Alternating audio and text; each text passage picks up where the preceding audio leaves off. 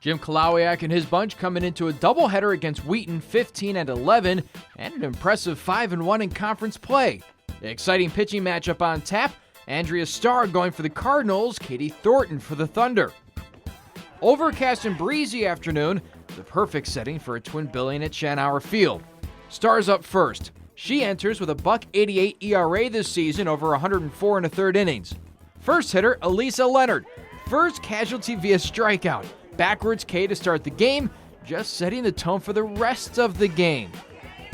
Ending the first just as it began, Starr getting Ellen Randant swinging. Into the frame, time for the Cardinal bats to come up. But that means facing Thornton. She, of the .87 ERA over 128 innings this year, it's a tall task. And early on, she has NCC's number, going 1, 2, 3 out of the gates. Couple of good swings, but we're officially locked in a pitcher's duel.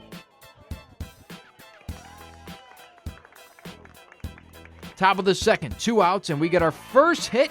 Emily Bonga with a poke through the left side, but there's 2 outs, so Starr goes back to work, inducing a ground ball to third, and retires the side without a problem. Fast forwarding to the bottom of the third, no score, Cardinals getting their first base knock off the bat of Taylor Clugston. Leadoff single for the third baseman.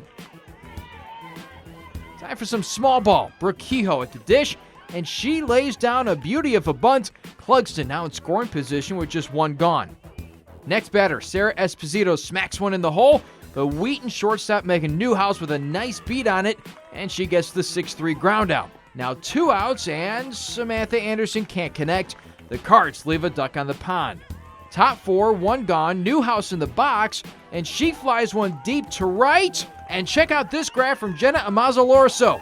Look what I found! Beautiful play, and it keeps a runner off the base paths, which is pretty big because, well, next batter, Christina Stenstedt lifts off. Deep shot over the wall, solo homer, Thunder's lead 1-0. Starr trying to help herself. Bottom 5, still 1-0. She pulls one left side, and it clinks off the glove of Newhouse. Leadoff base hit. Amazalorso, the next hitter. And again, the Cardinals pushing to manufacture that run with a bunt. Starr down to second base. Unfortunately, similar to what happened back in the third, happens here again. Clugston goes down swinging, and then Kehoe chops one to third, inning over for Thornton. Top 6, Newhouse pops one up to right, but it finds no man's land. Wheaton back on the board with a run. They score twice in the 6th, make it 3-0. Top 7, and, well, the wheels start to fall off a tad. An error leads to a pair of runs scoring. Wheaton finishing up the 7th with 7 runs, aided by 3 Cardinal errors. A chance in the bottom half, but nothing going. The Cardinals drop Game 1 7-0. Game 2, much of the same, as Thornton claims another win. NCC drops a pair and is now 15-13 on the season. She pitched a strong game. We didn't back her up defensively towards the end as much, and clearly we weren't hitting, but I don't think that's on the pitcher by any means. I don't know what her actual stats were, but it seemed pretty consistent, minus the home run. We got to get the girls on, and then we got to move them along. I mean, that's what they did. I mean, it took them 1 home run, and then they got the momentum, and like I said earlier, we have to get it back. In that 1 inning, we always have that 1 inning, and we fall apart. So got to get that back, and we can't let ourselves fall apart. We have a really young team, and they don't necessarily, like, they have an experienced conference, how crazy the CCIW is in our sport. And being 5-1 going into this, we were in the top of it. So these next couple conference matchups are extremely important.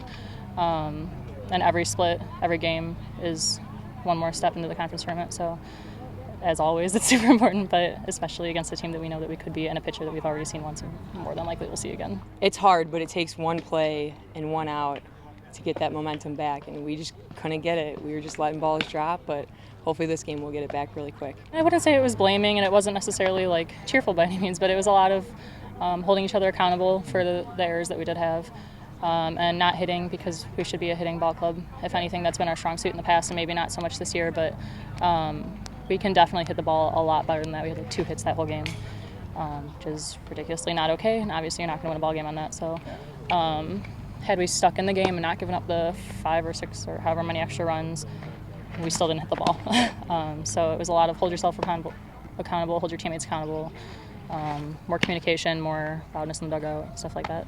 You know, we've done this a lot this season.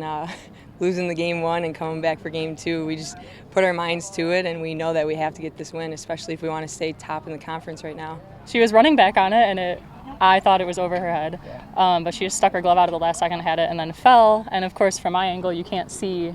Like, I couldn't see if she still had it, so I was just standing around like, she have it? But yeah, she had it. And she got up fast and showed it, so she wasn't hurt, which is always important to me, but because it looked like it hurt. Yeah. But, I mean, that's crazy impressive and something you don't see all the time, diving backwards. So that was a big morale boost.